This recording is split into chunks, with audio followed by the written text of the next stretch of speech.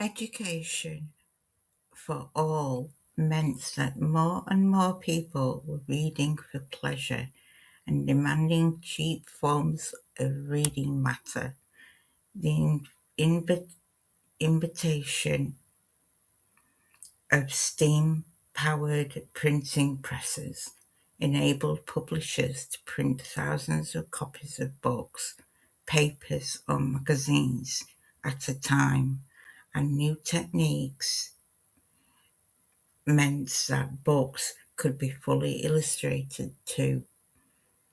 In early Victorian times, most people thought that children should only read the Bible, educational books, or stories with a moral to teach them right from wrong. All that changed in 1865 when Lewis Carroll published Alice's Adventures in Wonderland. It was written purely for entertainment and was so popular that it started a whole new trend of children's books. Themes varied from exciting adventure stories set in distant countries, such as Robert Louis Stevenson's Treasure Island and Rudyard Kipling's Jungle Book, to the nonsense rhymes of Edward Lear. One of the most popular Victorian authors for young and old readers was Charles Dickens. Most of his novels were first published in monthly parts, with each part ending on a cliffhanger to make sure the readers came back for the next issue. He was also a talented public speaker who drew huge audiences of eager fans to his public readings, both at home and in America.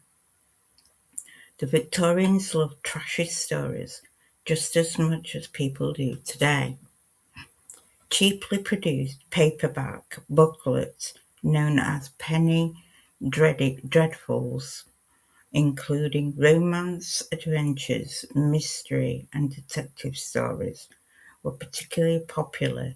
They came in weekly parts that cost just a penny, so almost anyone could afford them, but they were looked down on because the writing wasn't very good and their subjects were often rather sensational.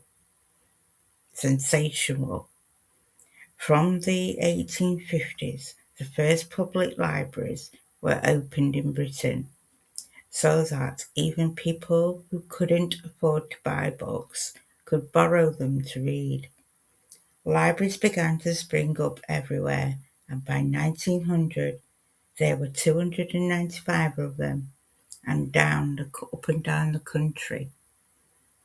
There had been newspapers in Britain since the late 18th century, but because paper was taxed, they were so expensive that not anyone could afford to buy them. When the tax was removed in 1855, papers began to circulate more widely and sales soared. A new type of printing press used rolls of paper instead of sheets, almost made printing quicker and cheaper. As a result, many new publications were launched, including illustrated newspapers, women's magazines, sporting journals, and theatrical papers. Until the typewriter was invented in the late 1860s, Victorian authors wrote their work out by hand.